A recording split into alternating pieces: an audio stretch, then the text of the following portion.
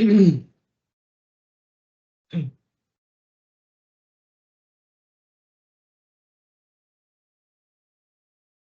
you are live now. We welcome you to today's session on webinar on the critical aspects of income tax bill, and we look forward to your deliberation in the session, sir. Thank you. Thank you, madam. Thank you, TRD, having an webinar on this quite a relevant topic. Because in 13th of February 2025, the Honorable Finance Minister tabled new income tax bill on the bench of Parliament, and now it is with the review committee, and the same would be presented soon to the Parliament for further deliberations, and the same is expected to roll on from first day of April 2026. So under this note, definitely yes. Even though there are no change in tax policies, even though there are no change in tax rates comparing to the existing Income Tax Act 1961, definitely yes. A humongous effort has been taken by the department in order to rationalize the provisions of existing Income Tax Act 1961. We know lot of amendments, almost 4,000 amendments after inception of this Income Tax Act 1961. So definitely yes, it's a need of hour in order to have various changes in its structure, in its basic way of presentation of sections, etc. So now in this budget 2025, the announcement came that this bill 2025 income tax bill would be introduced, and now it is in our hands.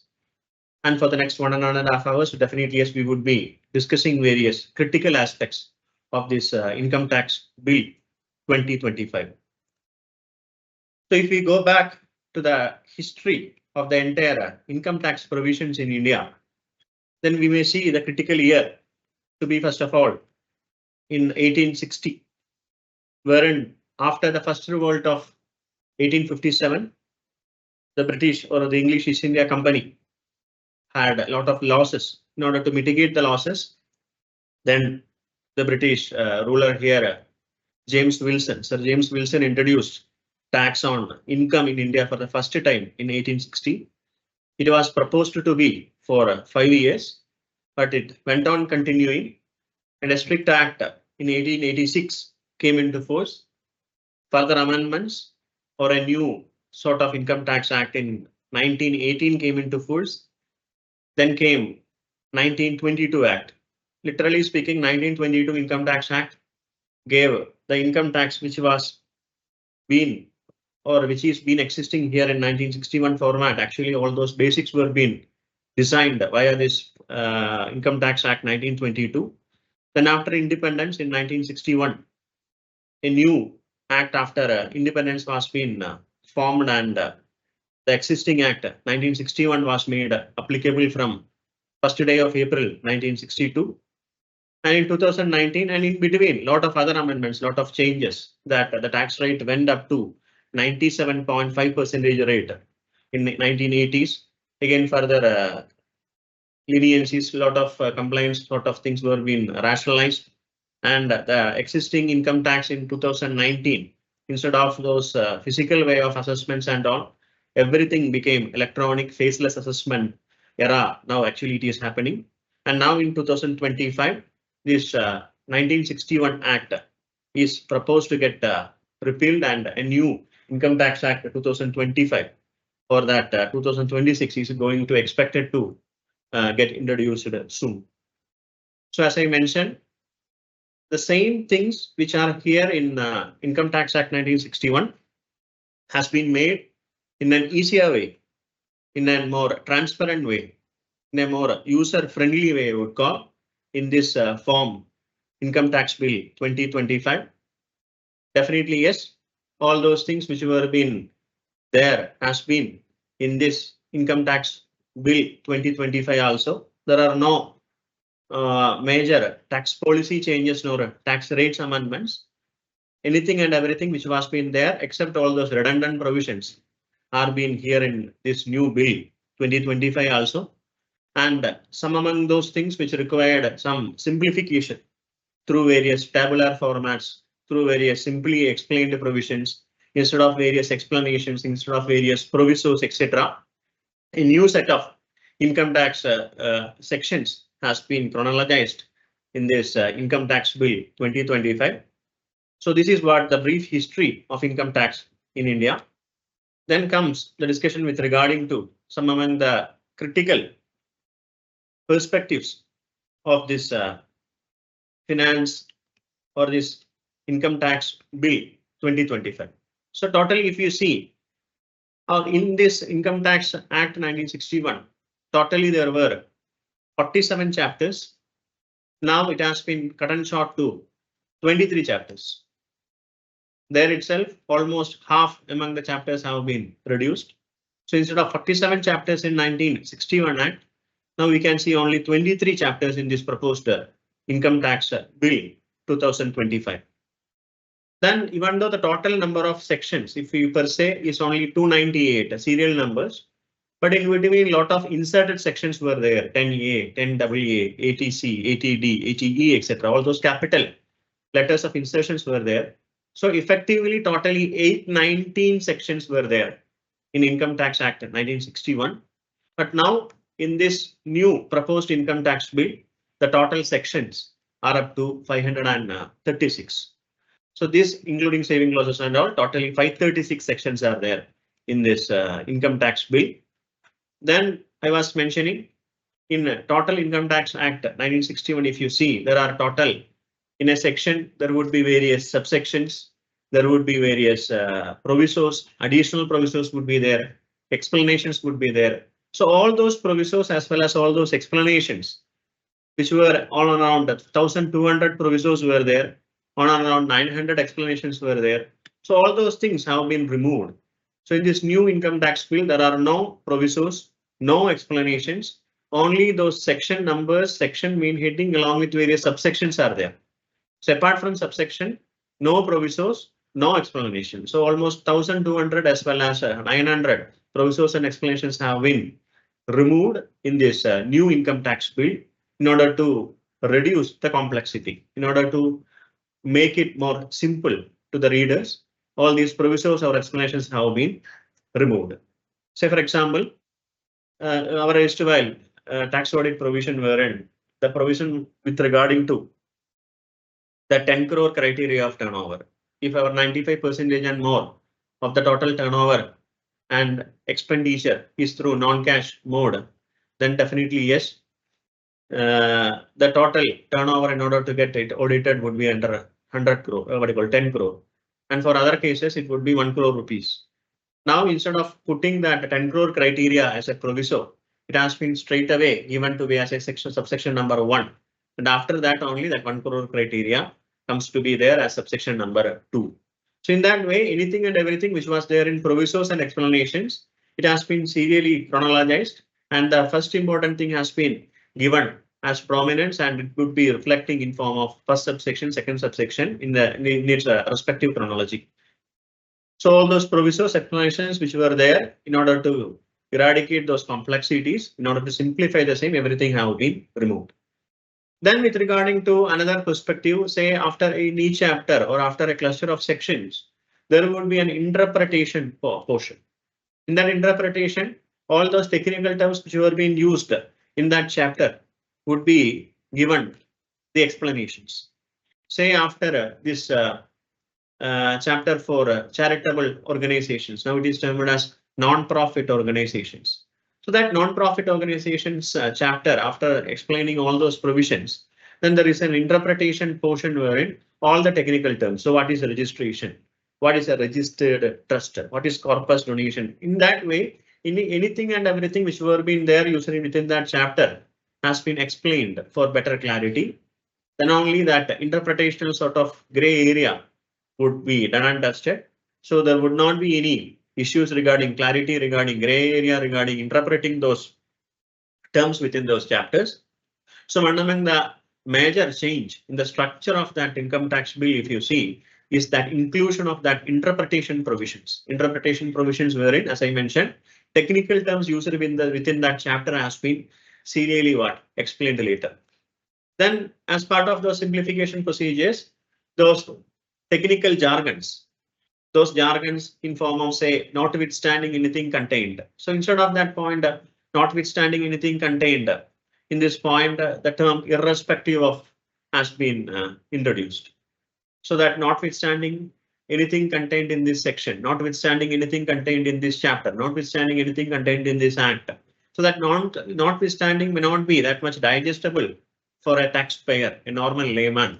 So in order to done away that difficulty, in order to ease that construction of that section, instead of using that notwithstanding, the term irrespective of somewhat and common terminology, familiarized terminology, irrespective of has been used. Just as if in case of in accordance with, instead of using that term in accordance with, as per, a normal English terminology, as per has been used. Then, as I was mentioning, in the Income Tax Act 1961, almost all those provisions were being constructed in a passive voice sense. Rather, in this bill, wherever possible, instead of using those passive voice sense, definitely as active voice sort of construction has been implemented, and definitely yes, we would be discussing those section wise comparison we would be doing, and in that way definitely yes, we would be appreciating how come the construction got changed from passive sort of voice with regarding to its active voice sort of formats. Then a lot of redundant provisions were there in this Income Tax Act 1961. So all those sections have been done and dusted, and all those provisions has been taken away from the act. Those sections would not be here. Say a lot of transitional provision sections were being there in 1992 and all. Then various export sort of incentives, etc. were being there. All those things, redundant provisions now has been done and dusted. So a lot of redundant provisions has been excluded in this new income tax proposed bill 2025. Then I was mentioning the total income tax bill is in concise, is in lucid, as well as it is quite easy to read and understand. Definitely yes, those who are right now practicing professionals, practicing consultants, etc. definitely yes, may find it difficult to get converged or in order to get transited to the new income tax bill provisions.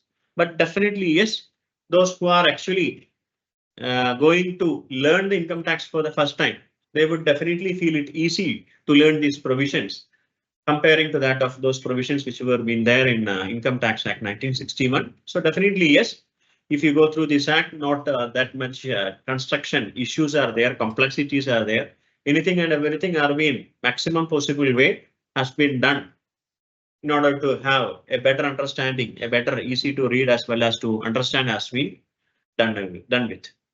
Then as I was mentioning, in this new income tax bill also, anything and everything that has been amended up to budget 2025, that has been inculcated, that has been incorporated, and there are no changes in tax rates. May it be personal income tax rates, may it be slab rates, may it be corporate tax or any other person's tax rate, may it be any other special rates of taxes in form of capital gain, in form of short-term, long-term capital gains, or in form of say lottery winnings or for unexplained investments, etc. Nor in form of TDS, TCS rates, advanced tax, etc. No change in tax rates has been proposed in this new bill, and the tax policies which were being till now still continue to get followed with. So there are no changes as far as these tax rates are concerned, as well as those tax policies are concerned. But there are certain small there and here changes, and all those changes actually within this shorter span of time we would not be getting that enough time in order to explain all those things. So due to that paucity, I have selected certain areas for today's discussion, plus certain sections also we would be comparing those sections with that of this existing 1961 that of that proposed 2025 Act. So definitely yes, as far as we, the cost accountants fraternities are concerned, we were expecting a bit more changes in form of inclusion of cost accountants under the term accountant in order to get those tax audits, assignments and all. But in regret or unfortunately, till now, actually we have not been included under that term accountant. we have not been included for the purpose of doing the tax audit process and all. Definitely, yes, our council members are trying their best at hard in order to get included under all those things. They are giving representations throughout the countries and all in order to get for that inclusions. So keeping that point in mind, definitely yes, we would be having a detailed discussion on those selective areas. And the first among the area being under that definition portions. In definitions, as I mentioned earlier, those critical comparison of various sections we would be doing in the later part of our discussion. But for the time being, some fundamental perspectives regarding definitions, and one among the same is under this term tax year concept. So what is this tax year? Tax year is nothing but that term in order to remove the existing section 3 previous year and section 2 clause 9 assessment year. So in this Income Tax Act 1961, two fundamental sections. We know income of an assessee in the previous year, assessed in the assessment year at the rates prevailing for the assessment year. And now we are in assessment year 24-25 and 23-24 income tax we are paying now. And for 24-25, we know 25-26 would be the assessment year. But now, due to those complexities which happen to, say, for layman, we know for an tax expert, for a tax professional, for a tax consultant, we can appreciate that assessment year, previous year concept. And the notices, all those messages that the income tax department gives is with the reference to the assessment year, say assessment year 2021. So the people may be thinking it is financial year 2021, but literally the financial year concerned is 1920. So there are a lot of confusions, lot of chaos, lot of gray area regarding that interpretational differences between assessment and previous year, not for we the finance professionals, but for the layman as a whole. So in that context, instead of using those two terms, previous year and assessment year, both the terms have been removed, and the new term tax year, in order to represent that previous year, has been put in form of section number 3. So there is no concept of 29 assessment year in this new bill. Section 3 previous year has been removed, and the new concept tax year has been implemented in section number 3 itself. 3 in this income tax bill 2025.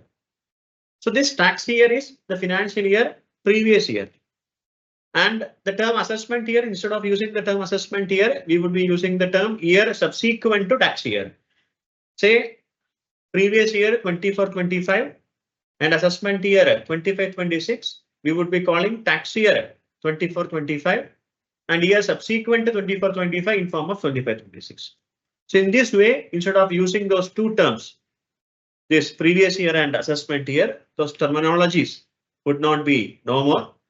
Instead, definitely yes, they are going to include the term tax year instead, and the period following tax year, the period subsequent to tax year, etc. are being given in order to mention this term assessment year. And here also, just as if in case of a previous year, the previous year would be a financial year starting from 1st of April to 31st of March of next year. And if a new company has been incorporated or a new business formation has been done in that year, then from that date till 31st of March would be termed to be an year. Say on 1st of December 2024, a company got incorporated. So even though from that 1st of December till 31st of March, only 4 months are there, that 4 months would be deemed to be as an year. So the same concept is here in Income Tax Act 1961 while defining the term previous year. So the same concept has been borrowed and has been kept there for section number 3 with regarding to this context, tax year also. So this I was mentioning that timeline of those income tax changes in India and all. So in that context, in the year 1922 only, this previous year assessment year concept was being implemented. So that year there was some transitional issues. 1 year would not be getting taxed and all those practical issues were there during that time. But now by converting or by renaming this previous year and assessment year to tax year and period subsequent to tax year and all, There are no such gaps, transitional gaps are not there. So that change in 1922, those sorts of issues would not be here while converting from this 1961 provisions to 2025 bill provisions. So this is what the first and fundamental basic change among the lot with regarding to the change in terminology. Previous year assessment year has been converted to the term tax year. Then after section number 1 is a preamble, section number 2 is definitions. Some among the definitions we will be seeing later. Then section number 3 is nothing but this previous year itself. Then section number 4 in 1961, as well as this income tax bill. If you see, section number 4 is charging section itself. So the same thing which was there, the same thing which was there in 1961 Act has been done in a simplified way. You may see in that 1961 Income Tax Act section number 4, 2 subsections were there, one long proviso were there, and long sentences were being used there. But here small 5 subsections has been done, explaining the charge of income tax in a more smaller as well as in simpler sentences. Definitely, yes, we would be comparing that charging section. But for the time being, those changes or those critical things, in short, actually we are trying to discuss with. So in that context, no meaning changes, no extra sort of provisions, just simplification, just what you call change in voices of this charging section. Then with regarding to section number 6, the residential status, all those basic conditions, all those additional conditions, all those deemed resident provisions for individuals, for HUF, company, everyone. Actually, there are no fundamental changes as far as these residential statuses are concerned.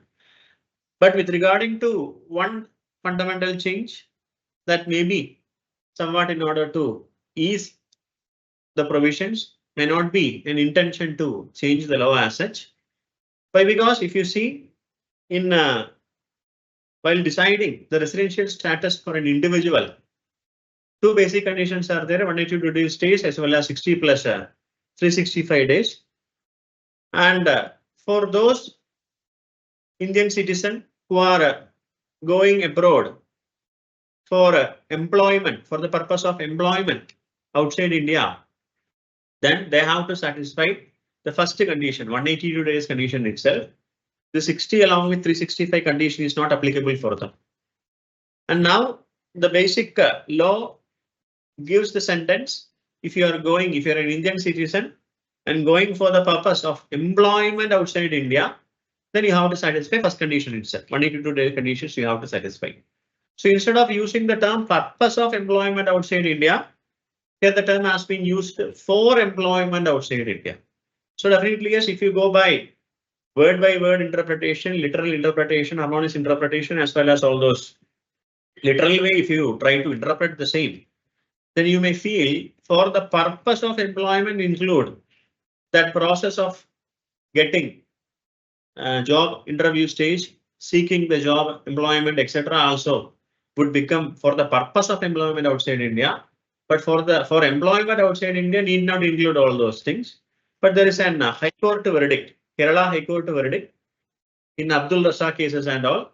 Union of India versus Abdul Raza case is there. In that context, definitely yes, the Honorable Kerala High Court have defined the term employment not only confining to employer-employee sort of relationship, even a business avenue would be counted as an employment.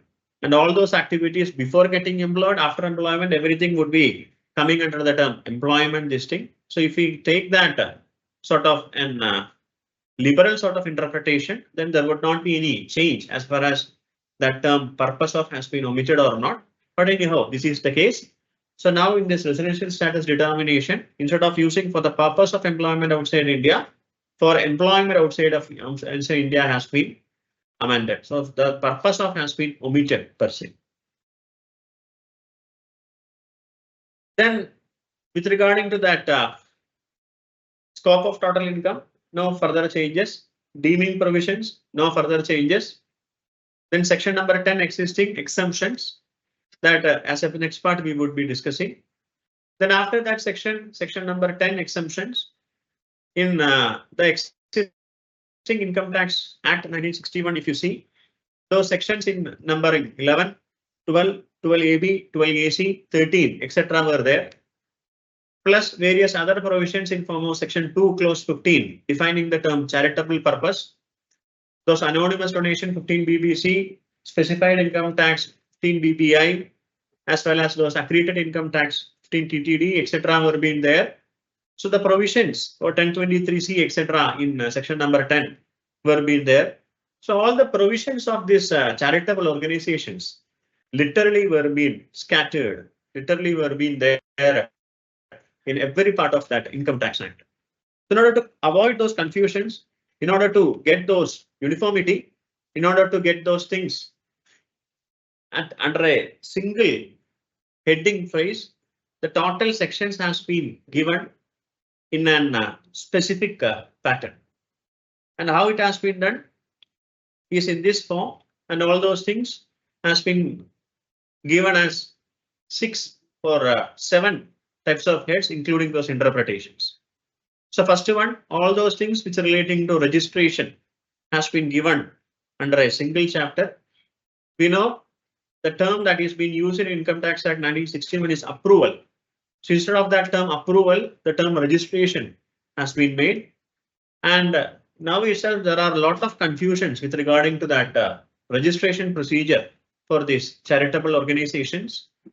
There are provisional registration, direct registration without provisional registration conversion to normal registration, ATG registration, etc. are there, and different types of frameworks are also there.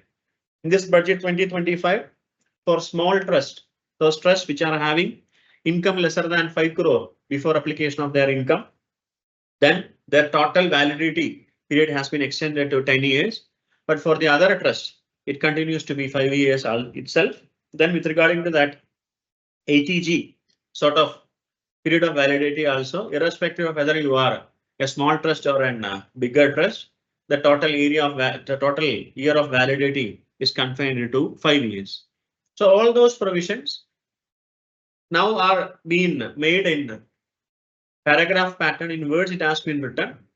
Now instead, for simplification purposes, all those deadlines, all those validity, all those different permutations and combinations of situations have been tableized. In that table, all these things would be in confined, would be given its brief description. So that registration. Then with regarding to that income of trust, that 85% criteria is there. Over and above, if that amount of 85% of the total income has not been used for the purpose of charitable purpose, then that higher rate of tax 1.15 BBI sections are there. For anonymous donations, separate sections are there. Then for specified violations, extra tax at the rate are there. Then those donations in form of corpus donation, deemed corpus donations, etc. are there. Then with regarding to the application of income, how to do it, what are all those restrictions with regarding to those commercial activities and all these things are there. So everything has been done under that second section under the term income. It has been done with.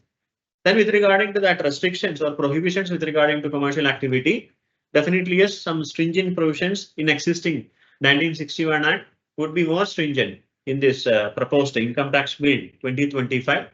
So any commercial activity the trust is prohibited to do unless it forms part of incidental or ancillary to its activities. Then that commercial activity should not be used for general public utility sort of charitable purpose. If so, the limits are there.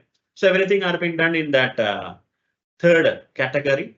Then those books of accounts, 2 years back only, what are all the books of accounts that the charitable entities are required to do has been given the format. So all those books of accounts, how to audit is 10B, 10BB, this thing. Then how to submit their return of income.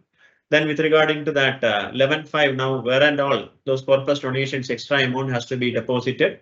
So those permitted modes of investments, etc. are being cooped in that fourth part in compliances. Then various specified violations are there. Say payment given to 13.3 related persons. Then with regarding to those things which are been prohibited to be done by those trusts. So those specified violations. Then if that registration has been cancelled, the trust would be required to pay the higher tax on that net asset value tax on accreted income would be there.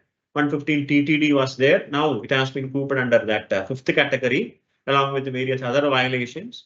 Then approval for donations, earlier 80G, that section has been consolidated within the chapters under that charitable organizations, non-profit organizations itself. Then I was mentioning for every chapter there would be a separate interpretation part for all those things. I was mentioning registration, what is a registered trust, everything are being done under that interpretations window. So this is how the total charitable sort of taxation has been confined under various tables and been simplified.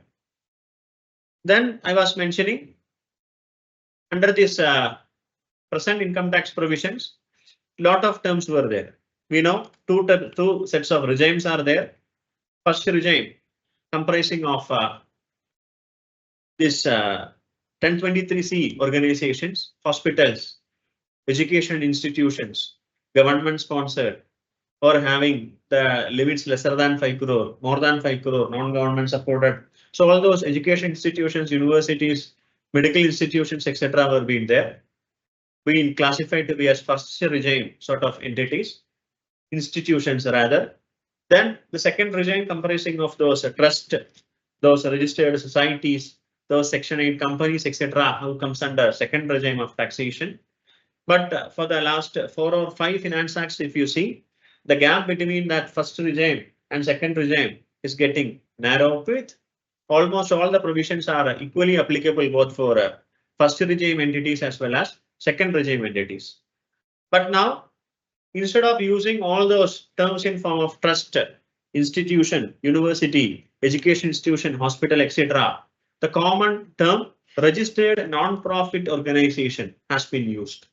So just as if that the concept of tax here instead of using all these terms, trust, institution, hospitals, etc., the common term non-profit organization has been made there so that it has been renamed to be as what? Non-profit organizations. Then I was mentioning the provisions were with regarding to those approval, how to get approval for income tax exemptions and all was that context, was that terms which were being used. But now instead of using the term approval in order to simplify the same, the term registration has been used, even though there are no significant or a minor change with regarding to call that process to be approval process or registration process, approval procedure with that of registration procedure. But definitely, yes, there is change in terminology. Instead of the term approval, the term registration has been replaced. Then I was telling the whole provisions of these income tax provisions for charitable entities were being scattered throughout the Income Tax Act. 215 in definition part, section 1023, etc. in exemption part, 11, 12, 13, and its inserted sections in another part. Then with regarding tax rates and all 115 sections, it were there. Then 80G provisions under chapter 6A were there. So totally it was been in a scattered position. But now it has been confined to be, as I was mentioning, on to 7 parts. It has been beautifully chronologized, or it has been articulated in that way that everything which is related to charitable organizations would be under a single head. Then various smaller but having a deep impact provisions are with regarding to those 11.1a. Why? Because under this provision 11.1a under current provisions, definitely yes, there is an provision with regarding to transfer of a capital asset. So any capital asset has been transferred by a charitable entity during the period. If any amount by acquiring another capital asset has been done, amount invested in order to purchase that capital asset, up to that an amount capital gain would not be taken into account. But that provision is existing provision is a redundant provision. Why? Because for an entity registered, definitely at the time of purchase of a capital asset, they can use it as an application of income straight away. So it led to actually an redundancy for this inserted section 11.1a, so that confusions were there in existing provisions. But now in this new bill, that section 11.1a related provisions are not at all there in this new bill. So that redundant provision has been omitted, we have to presume. Then with regarding to that accumulation of income as well as deemed application, we know that a charitable entity who could not spend the total amount during the period 85% if it cannot actually expend, then definitely yes, they can accumulate it for the next 5 years and various forms for deemed application. If you received that amount in the current year, say at the last quarter or the last month or last week of that year that you couldn't expend it for charitable purposes, you can give a form, and in order to get that deemed application, form 9A and 10 etc. were being filed in order to accumulate as well as for a deemed application. So those two provisions were proving to be confusing. Now a single form, a single provision has been done, and all these things has been clubbed together. So no separate accumulation of income as well as deemed application. All those things would be clubbed to be as a single form sort of this thing. You can mention those situations. So this is how it has been rationalized with regarding to that deemed application as well as accumulation of income. Then another critical amendment with regarding to that term, corpus donation. So with regarding to this corpus donation, definitely yes, the donations were being included as under the term voluntary contribution, as the definition of the term income in existing Income Tax Act, Section 2, Clause 24. In that, voluntary contribution shall be straightaway treated to be as an income. There would not be any deductions, no expenses can be deducted. Straightaway that amount of voluntary contribution would be treated to be as an income as such.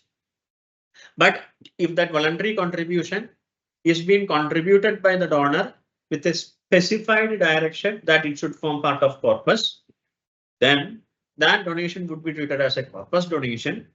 And even though it's a voluntary contribution, it would be getting the nature of a capital sort of a receipt, and that amount would not be treated to be as an income at all. So this is what the provision in Income Tax Act 1961. So a lot of confusions are there.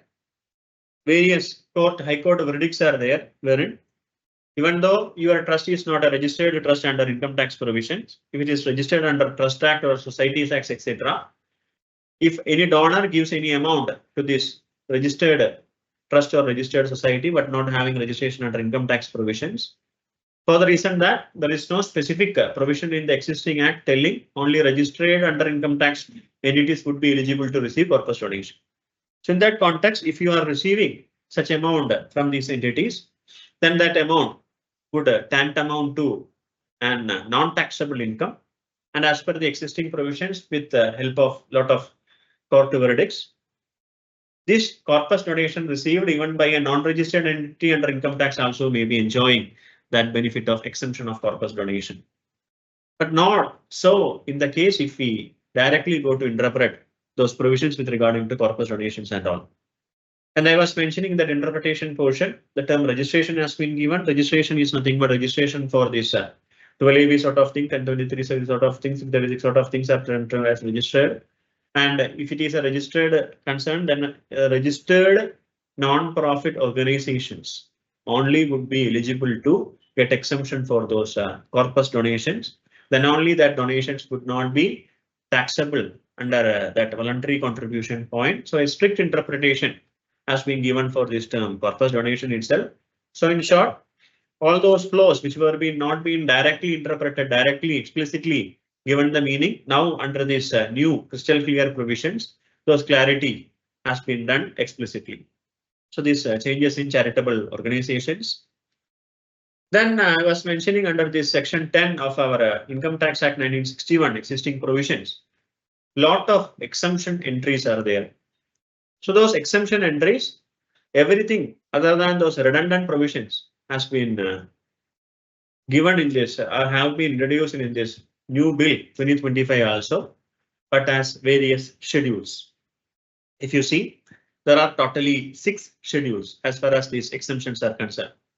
Say we know there are a lot of exemption in form of income for various persons. There are various exemption in income in form of agricultural income. If you see, or for various persons in the sense different types of categories of persons who are receiving would be getting that exemption privileges, or maybe due to non-resident status, interest income on NRE earned by non-resident as per FEMA provisions would be getting an exemption of those incomes. Then profit received by a partner, by a partnership or a member of a Hindu undivided family. So various types of exemptions were there under that section number 10. but now section assigned has been section number 11. So under that section number 11, there are 6 different schedules. So those schedules from schedule 2 to schedule 7 has been given. And I was mentioning various UPAs, say income based deductions in schedule number 2, person based deductions in schedule number 3, non-resident based will go to schedule number 4. Then for business trust, sovereign wealth funds, etc. under 5. Then for IFSC units, lot of benefits are there in the current budget or current finance bill 2025. Also, lot of privileges are being given for IFSC units. So exemptions for them have been given under that schedule number 6. And any other persons who are exempt from tax on that personal basis has been given under schedule number 7. So all those things which were there in section number 10. In section number 11, there would not be that many entries, but reference to those schedules, schedule number 2 to schedule number 7 has been given, and except those redundant provisions, maybe 10A or maybe some other transitional exemptional provisions were there, all those things have been omitted. And the remaining all those active sections which were there in existing act has been reproduced under bifurcating within this schedule number 2 to schedule number 7. That's it. Then after this exemption sections as well as this thing, there was heads of income. No critical changes, just as in section number 14 earlier. The total income has been subclassified into 5, and plus those expenses exclusively for exempted income, disallowance, etc. has been done under various provisions. Then with regarding to those head salary, if you see under salary also, just as if in case of charitable entity related amendments I was mentioning, those scattered sections has been made consolidated under single head. Say various exemptions for salaried persons in form of retirement benefit, may it be and gratuity, may it be VRS compensation, may it be commuted pensions, etc. All those exemptions were being mentioned under section 10 series. But now wherever possible, those exemptions has been given its impact within computation of those salary provisions itself. Then those critical terminology, separate section has been given for perquisite, separate section for this profit in lieu of salary, standard deduction, etc. has been given separate sections. If you see earlier, all these perquisites, profit in lieu of salary, everything would be coming under the section 17 subsections which were there. Now a separate identity, separate sections have been allotted for those perquisite, profit in lieu of salary, as well as for standard deduction. Even though the rate of the computation methodology, even though that tax rates, nothing has been altered. Everything are there, but given in a separate identified manner. Then various legal technical jargons, I was mentioning various things relating to perquisites have been rationalized, and when and where required, when and where possible, tableized, those things has been given. Then those redundant things which were there also have been avoided. So if you see, a total salaried chapter has been cut and short to 2 or 3 pages, which was there for at least 30 to 40 pages in the erstwhile provisions. Now some sort of simplifying, some sort of clarity, some sort of easiness have been given for the head income from salary. Similarly, if you see for a house property also, no major changes. So there was a question during those YouTube series with the Ministry of Finance. And the question was the terms were being rationalized. Why not that term in house property, land apartment and thereto has not been given another word? So that head was been telling that whenever, wherever possible, definitely yes, they have tried to simplify those terms, but no exact terms were there for the term land apartment and thereto. So those things which are there have been tried to get simplified for the head income from house property, the same annual value sort of concept, same self-occupied sort of those things, same unoccupied sort of things, except as few changes with regarding to that loss due to vacancy. So earlier that provisions with regarding to loss due to vacancy, you have to prove that you have tried to give the property for occupation, and despite of your efforts, the property was closed down without any tenants, and hence the loss due to vacancy. That point you would be required to prove. So that stringency is not there in the new provision. So except those minor changes, no explicit changes under the head income from house property. Then on to the third head, if you see PGBP, definitely yes, the old methodology of computation, net profit as per P&L account, add those non-taxable income not credited, add those disallowed expenses, less those allowed expenses not debited, non-taxable income credited, deduct. So in that way, you are deriving at this taxable profit under PGBP. The same chronology, same this thing has been followed here also. But when and where required, all the sections were being grouped as such. Say some expenses, allowable expenses now has been there in section 30 to 37. Then with regard to inadmissibility, section 40 small letter A as well as section 40 capital letter A series were there. But now it has been made under a single this thing in order to avoid confusions, avoid clarity, etc. Then just as if in case of all these things, in case of allowability of depreciation also, formulas have been given.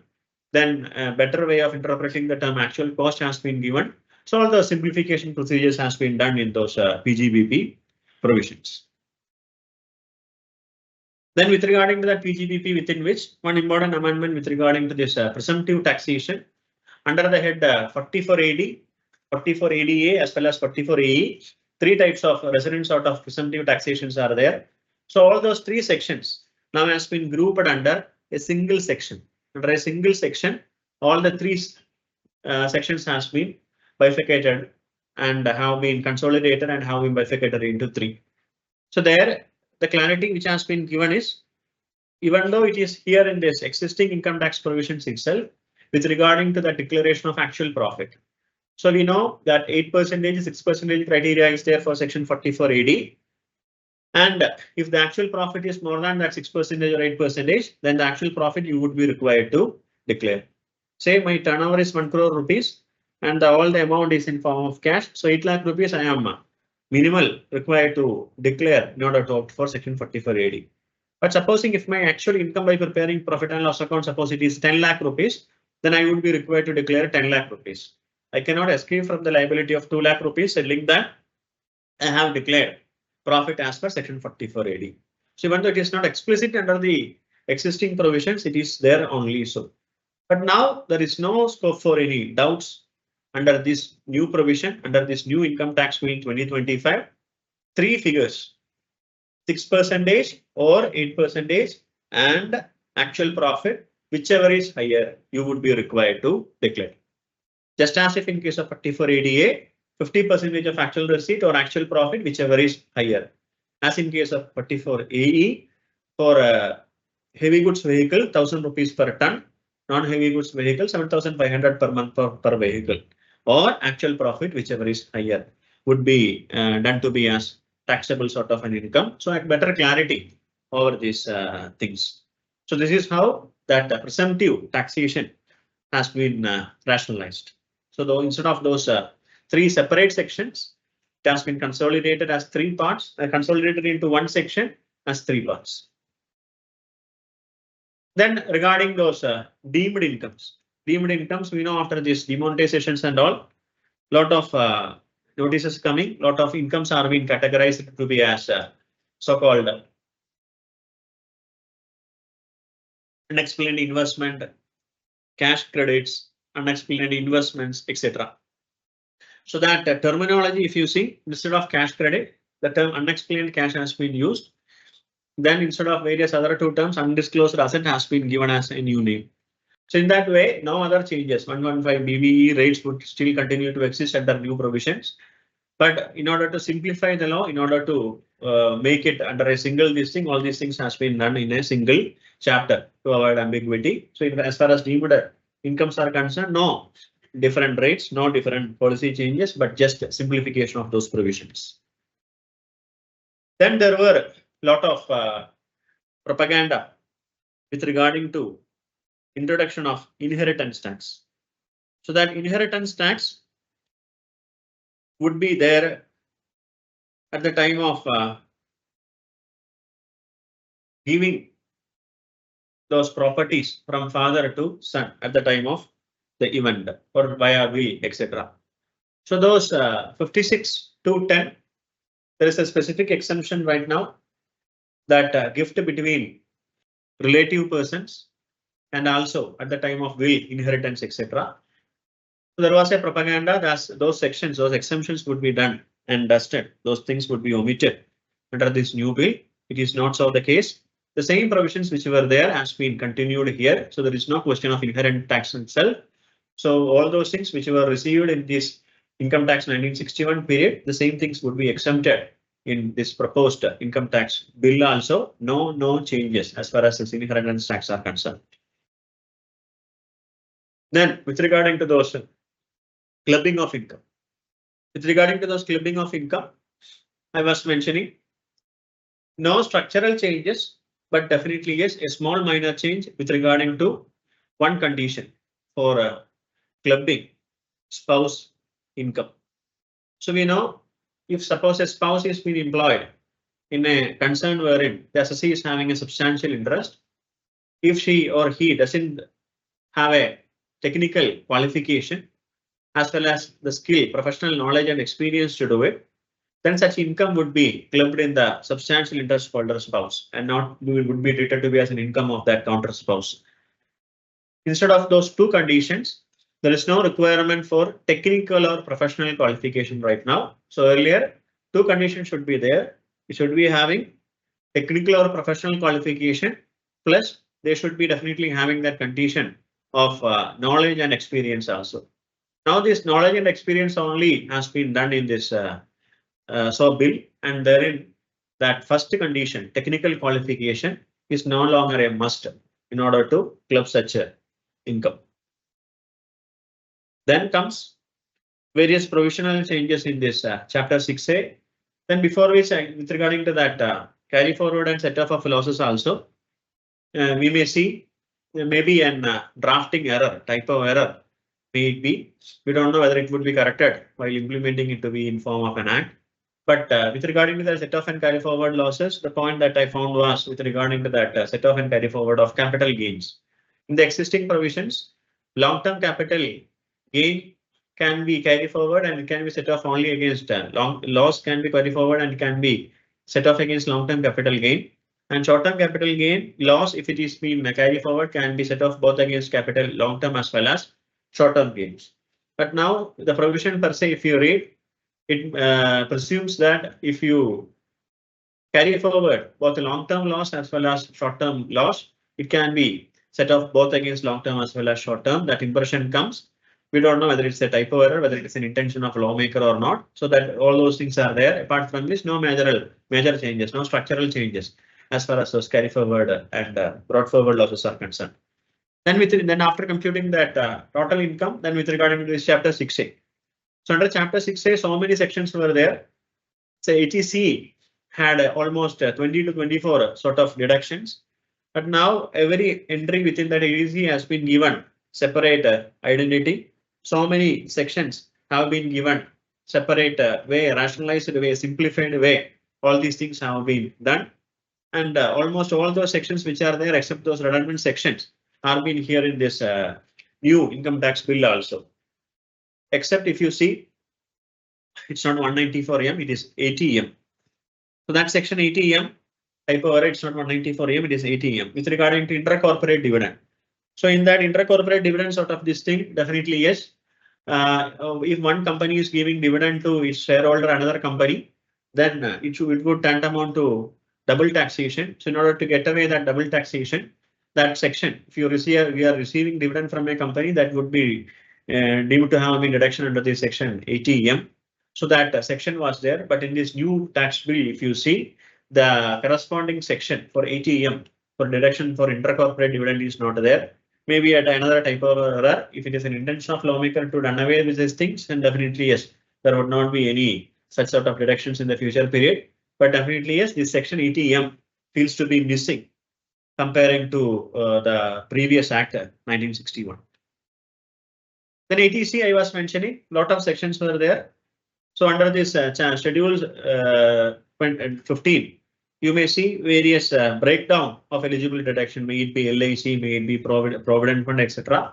So eligible saving instruments has been simplified. Small sections have been given in order to interpret this section ATCs. Then ATG also, it's a confusing section.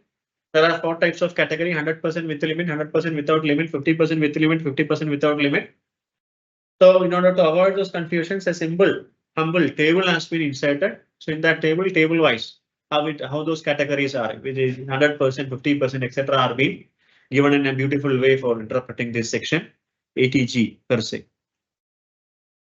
Then ATPA, deduction for producer companies. A lot of confusions were there regarding that eligibility. Misinterpretations were there for eligibility conditions.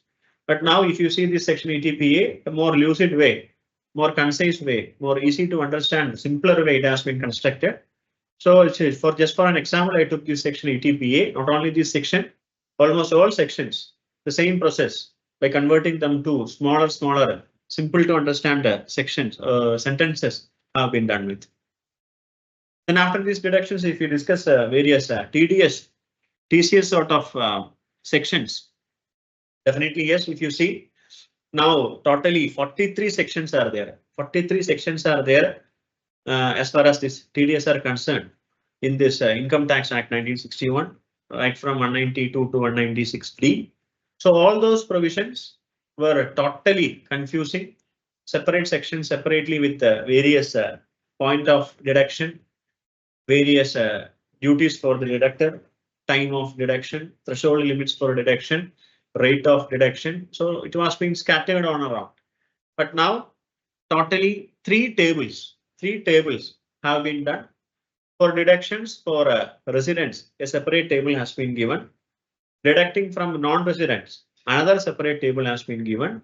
Irrespective of whether it is for resident or non-resident, a common table in form of person table has been given. So this is how the tables were being done as the resident, non-resident as well as other persons category. Then if you see almost all those sections which were having similar characteristics have been pooled as a single listing, and everything have been done under a tabular format for better understanding, for easy to remember and all. Definitely yes, a tabular form of representation has been given for these TDS, TCS provisions. Then if you see this budget 2025 also, lot of rationalization, lot of realization has been done for this TDS, TCS provisions. In the earlier budget 2024 also you see smaller offences were no longer would be treated to be as this criminal offences. Say if you have not paid the tax, deducted tax within 7th of next month, that is an offence which may even prove up to a prosecution 276D. It may prove injury to. But the previous budget 2024 Finance Act second have rationalized that criminalization procedure in such a way that quarter's payment have to be made within that quarter end date, quarter end filing return due date. If you are paying the same, then there would not be any criminal liability. Say for example, for the first quarter, April to May, you are supposed to make the payment, April month's payment within May 7th. Within June 7th, you would be required to pay. But if you have delayed making the payment of May, April, May as well as June, and the due date for submitting the quarterly return falls on July 25th. So if you are making the payment within that 25th of July, which is that proposed date in order to submit the return, then even though there is a delay, there would not be that criminalization proceedings. In other words, there would not be such a prosecution under 276D. But the similar provisions were not there for TCS provisions in this budget 2025. Similar provisions, if there is a delay in paying the TCS within on monthly basis, but it has been paid before the relevant quarter, then that criminalization for criminal proceedings would not be initiated against the defaulter. That has been extended to TCS persons also. Then in the previous budget, if you see, a lot of rates of taxes has been reduced. And in this budget also the threshold limits has been increased. Then a couple of sections say that 194Q, 206C, 1H, etc. sections were proving to be lot of confusions. All those things were there. In order to get away with these things from 1st of April 2025, that section 206C, 1H on sales perspective, the seller would not be required to collect that TCS. So all those provisions were being done away from 1st of April 2025. Plus that draconian provisions, if you are deducting tax from that specified person is a person who have not filed that income tax returns for the previous year and the time limit under 139(1) is over. and their total TDS TCS credit is over and above 50,000 rupees. On such situations, instead of deducting the normal rate, 5% or double the rate, whichever is higher, should have been the rate of taxes. If they have not deducted the same, then this short deduction would be treated par with non-deduction. All the consequences, may it be this disallowance of expenses, may it be penalty proceedings, may it be interest, may it be late fee, may it be prosecution proceedings, everything were there for short deductors also. So those things, draconian provision 206 AB is there. But now this budget 2025 have proposed to omit that section 206 AB as well as that corresponding section in TCS 206 CCA. So why I actually referred all these budget amendments is to make know that mood, the policy of the government to rationalize, to simplify these provisions. Why? Because literally these deductors only are acting as a pipe wherein they are collecting the taxes, deducting the tax on behalf of government and doing all this double venture. So no, in order to avoid them from all those harassments, this much leniencies were being put in benefit of those tax deductors as well as collectors. So all those same provisions, all those same policies were being extended in this income tax bill 2025 also. So anything and everything which has been amended up to this finance bill 2025, you can see all those things in this finance or what you call income tax bill 2025 also.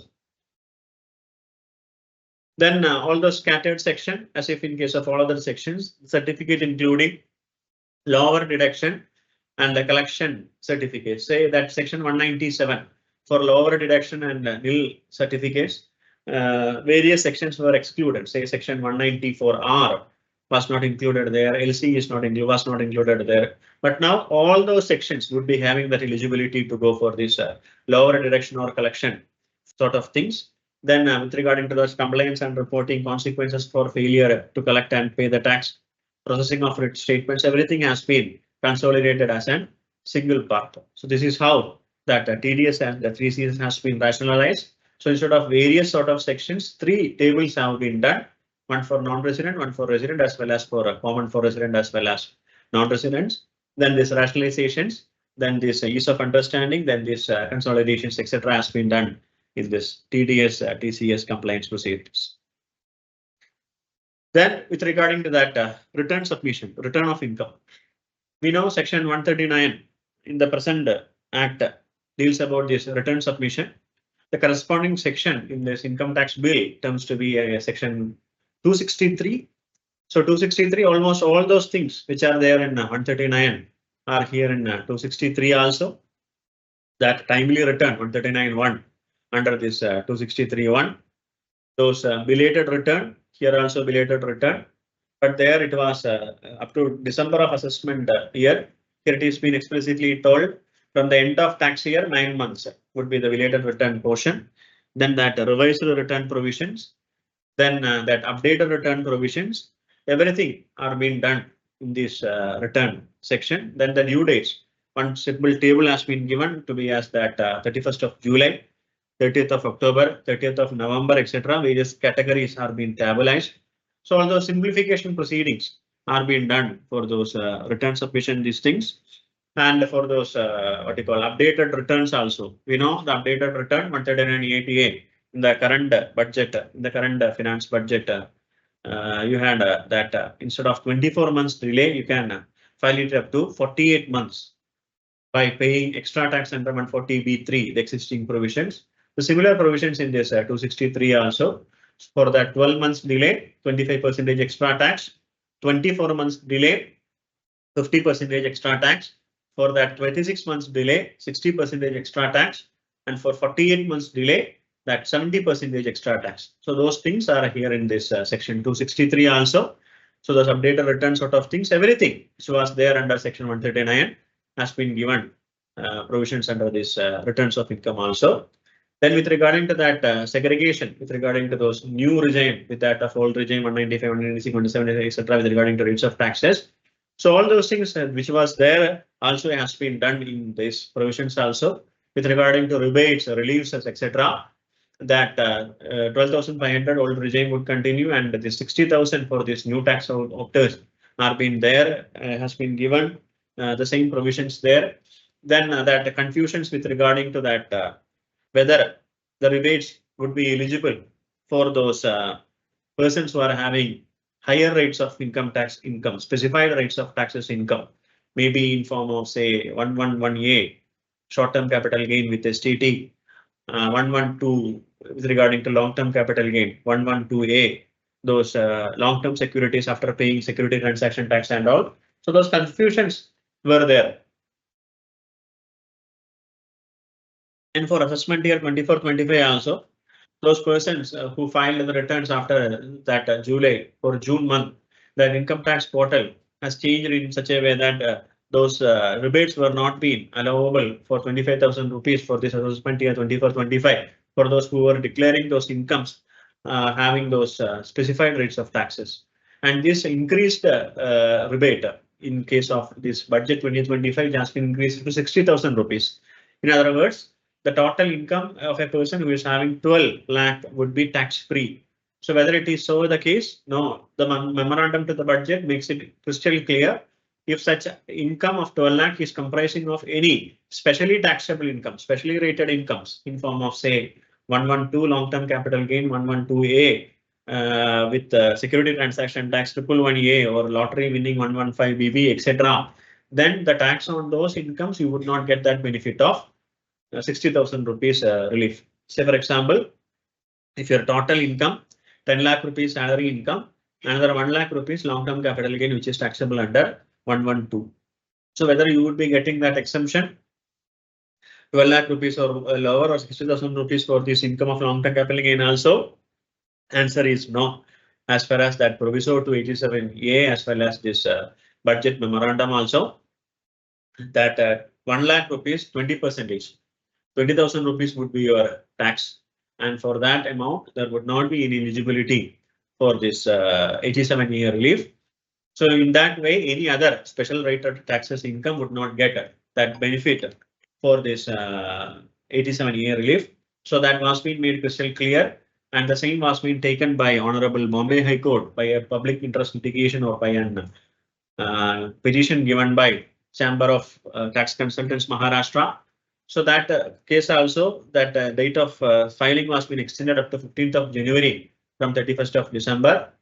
But now after these amendments, after this crystal clear intention of that income tax department, now you have to pursue unless otherwise any other case law comes in the future. For the time being, you have to pursue that this specially rated tax and income would not get that benefit of 87-year relief. So all those things are here in this income tax bill also.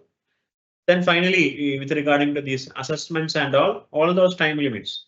Then with regarding to those income escapement assessment, with regarding to those scrutiny assessment, with regarding to those intimation period, then those search proceedings, everything, faceless assessment proceedings, everything, all those things are being they are in assessment chapters also. Then those redundant provisions, pre-2021 rates assessments, etc., 153A to 153D now has been omitted due to its redundancy of its applicability. So these are all those major changes. If you see in the entire, then the appeal proceedings, revisionary proceedings, it would still continue to be there, refund proceedings. Then various saving clauses are also there in order to get transit from this Income Tax Act 1961 to this Income Tax Bill 2025. So these are all major sort of takeaways as far as this finance tax or income tax bill 2025 is concerned. Then definitely yes, we would be trying to go through some sections.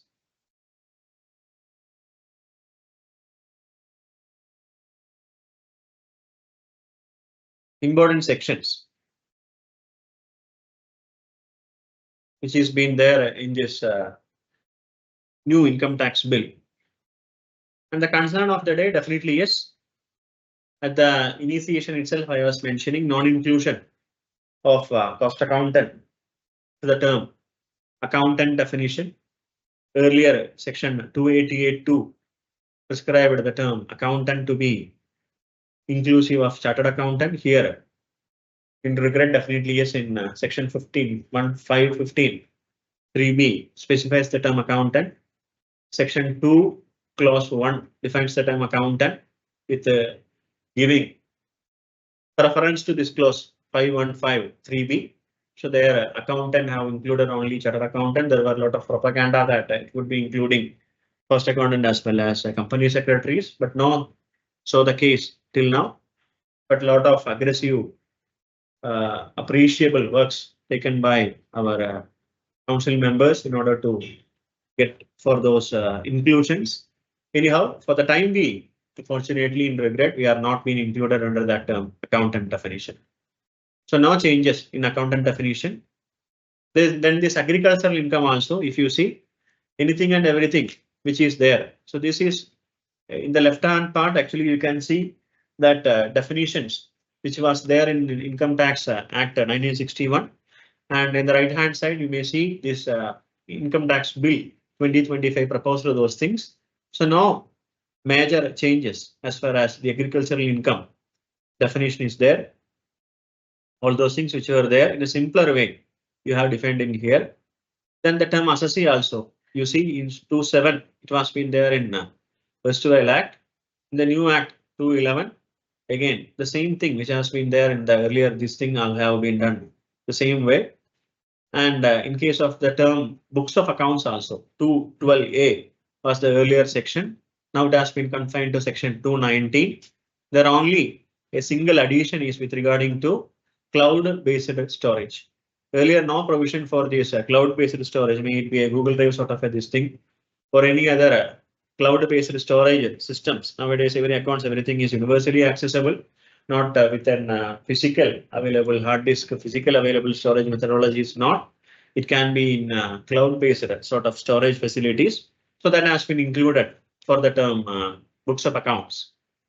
Then with regarding to this capital asset, now due to that change in budget 2025, due to that unit linked insurance policy issued after 2021, that capital asset inclusion has been made. So that also has been included under this chapter 222 in form of capital asset. No major changes as far as the definition is concerned. But with regarding to that construction, earlier if you see, you may see that capital asset means that it includes these things, and it does not include this many things. So this capital asset excludes personal effect, but personal effect excludes this many things. So exclusions, exclusion. The exclusion meaning it's an inclusion. Thereby jewelry would be a capital asset, and the transfer of jewelry would tantamount to transfer of capital asset, and you would be required to pay capital gain tax. But here if you see, the terms exclusion has been given separately, and afterwards that term, what are all the personal effects, what are all the exclusions of personal effects. So instead of giving it in a single listing in order to avoid the confusion, point by point has been given, and it has been taken from that point to this point in order to have a better clarity.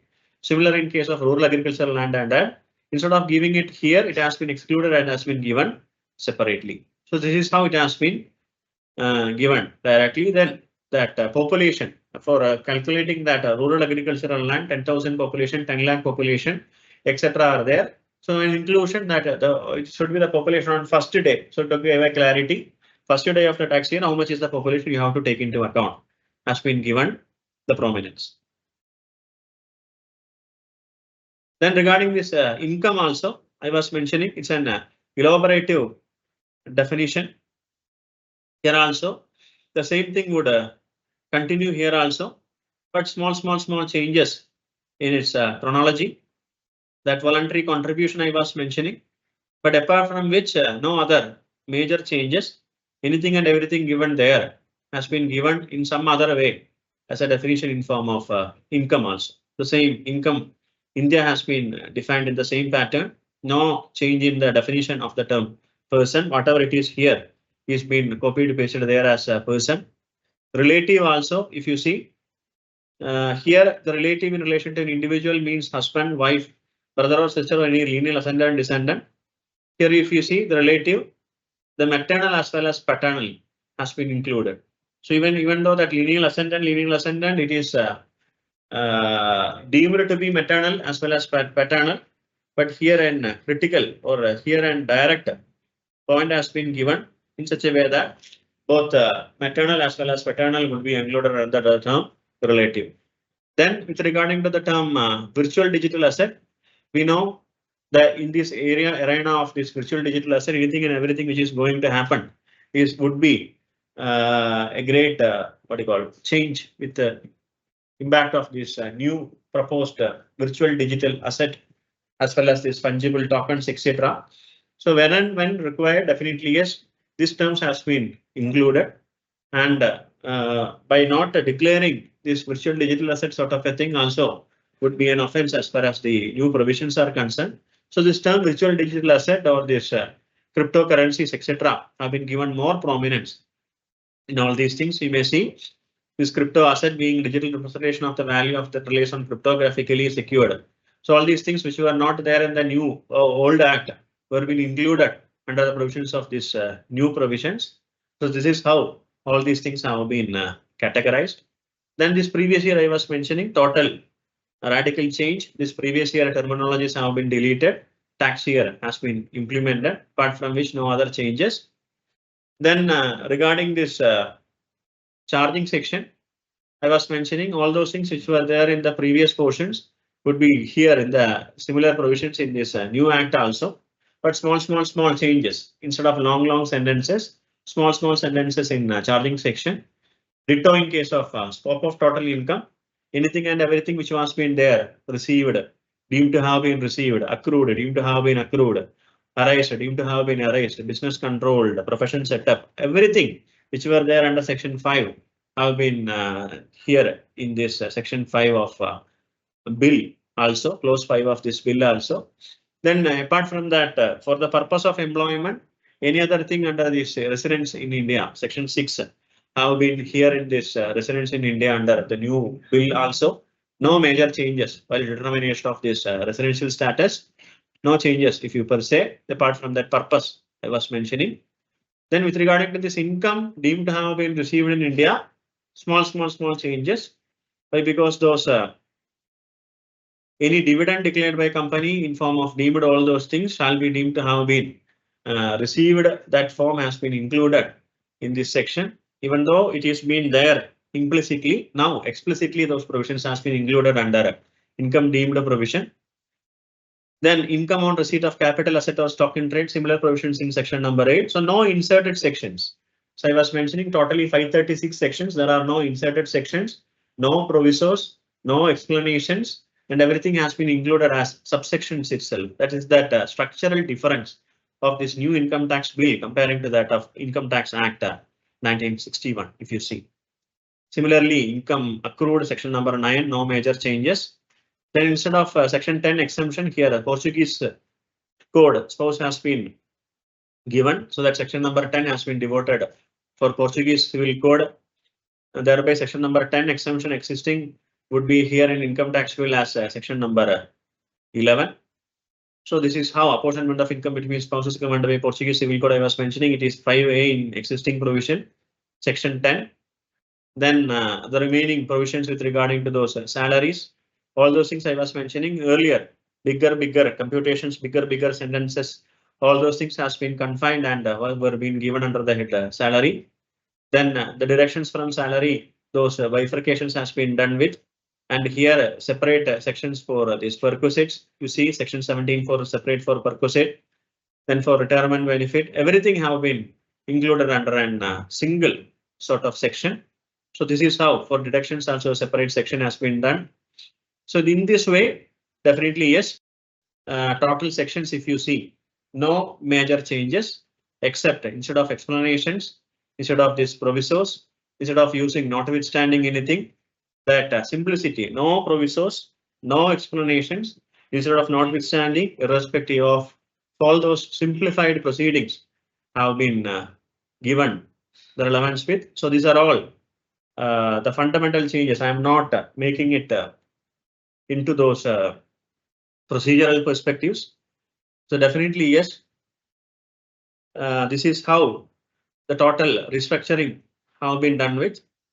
So in short, those provisions which were there no policy changes, no rate changes.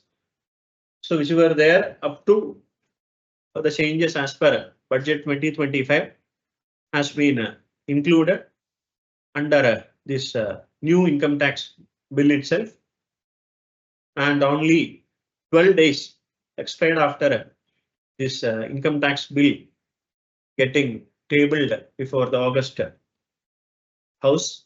Now it is before the expert committee in order to give their comments in order to review the same. So another 10 minutes more. Any questions to be asked? Definitely you may put it in this question and answer box. Any clarifications required?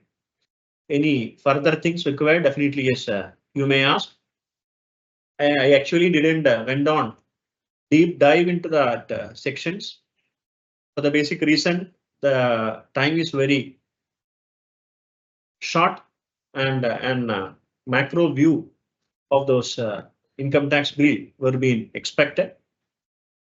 And in short, a humongous effort has been taken by the department. Almost 40,000 man hours have been used in order to rationalize these provisions, in order to simplify these provision, in order to make it easy to understand, in order to make it lucid, in order to make it a bit more assessee friendly.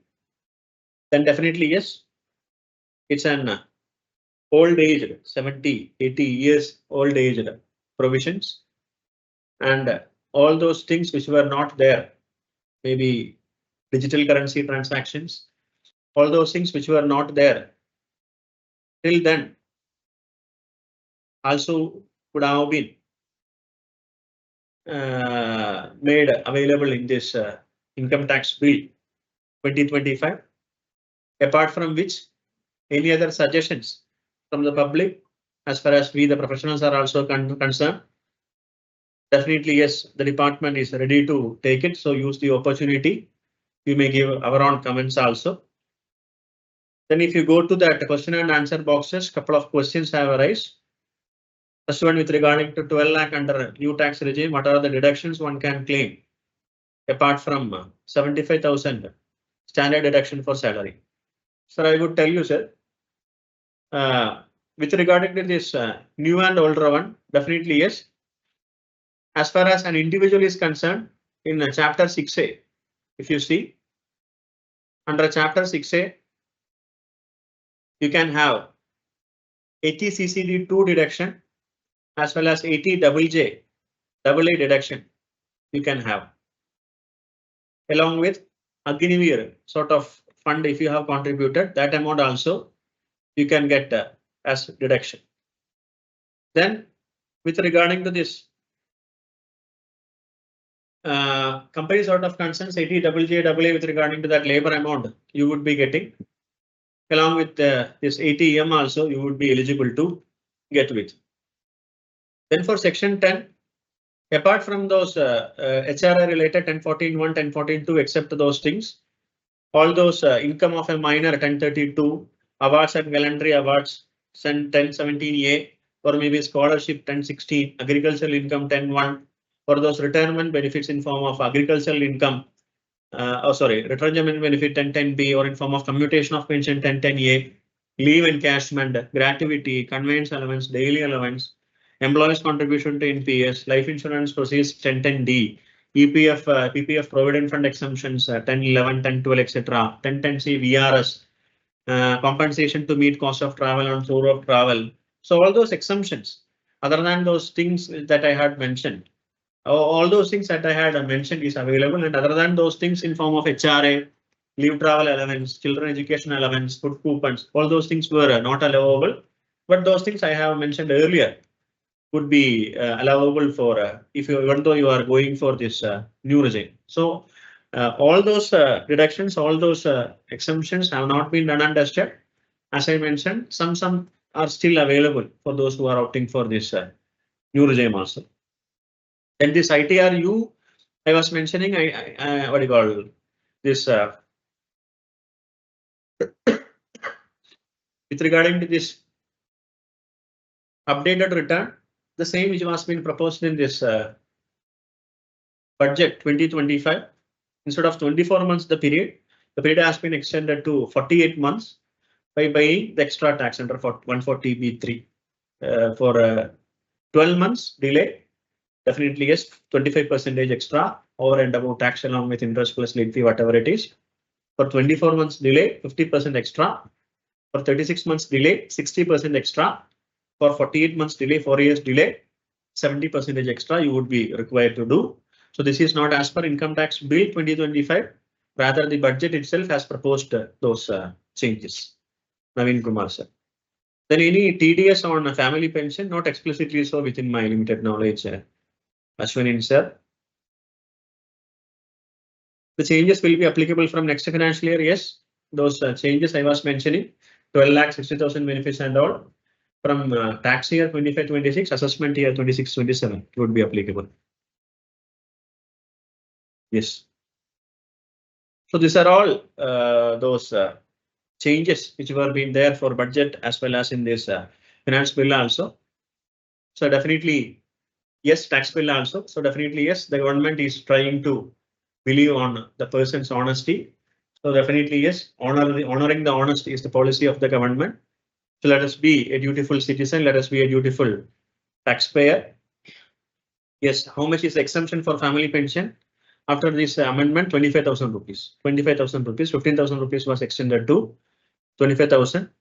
Do you think that set off of short-term losses against long-term is deliberate? I don't think so, sir. It's only an typo error, I do feel. But if it is deliberate, then definitely yes, it is welcome. Why? Because it's a beneficial sort of an amendment. But I don't think so. Why? Because the government is not promoting all those things as per their policies, I do believe. So maybe a typo error.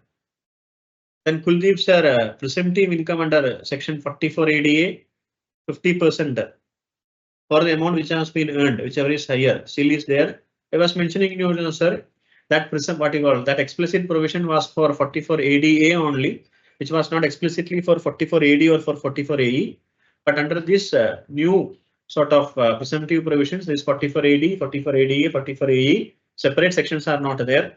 All these things have been consolidated. And under all those things, this prescribed rated income, that is 50%, or actual income, whichever is higher, 6%, 8% or actual profit, whichever is higher, 7,500,000 or actual profit, whichever is higher. So specific, explicitly the provisions were being done. So actual profit, if it is more than those presumed rates, that actual profit you are duty bound to declare. Otherwise, it would tantamount to misreporting or underreporting of income. So I do think I have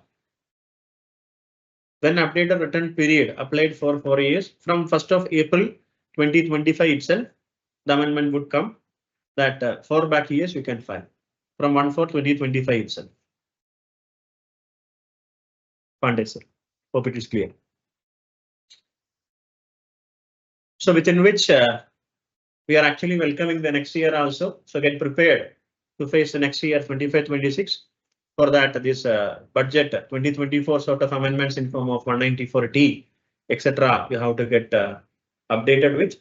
Then definitely yes, those new income tax bills, everything. Actually, we are keeping our fingers crossed. So thank you, TRD, giving me an opportunity to have a session on this topic. Critical so aspects. We have a few questions. We have published those questions. So almost all questions I do think I have addressed. Okay, sir. Okay, 2 more questions are there in published. Okay. What are the changes made in respect of NRI status? Per se, for NRI status, there are no that much changes, sir. For all those residential status which were there, the same is been carried forward to this year also. Only that small change I was mentioning for the purpose of employment. Instead of that purpose, for the purpose of employment, for employment has been amended. But no other changes. Deemed provisions, everything are there.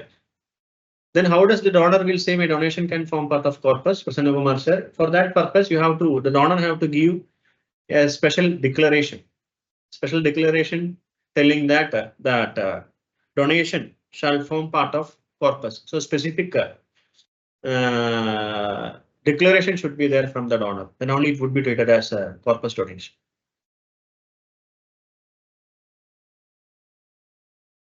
Okay, any further questions you may feel free to ask. Over to you, madam. Again, thank you. Sir, one more questions. Yes. One more question is there. I have published it. That I have addressed, madam. That presumptive income, no. Kuldeep sir's question I have addressed. Okay, sir. Okay, thank you. All those things in that feedback actually I have. Any further, you may feel free. Otherwise, over to you, please. Okay, sir. Thank you so much for your time. Thank you so much for your input, sir. We look forward to many such sessions in the future. Okay. Thank you, sir. Thank you. Thank you all for your patient listening. Thank you. Thanks a lot. We are ending the session, sir. Okay. Okay.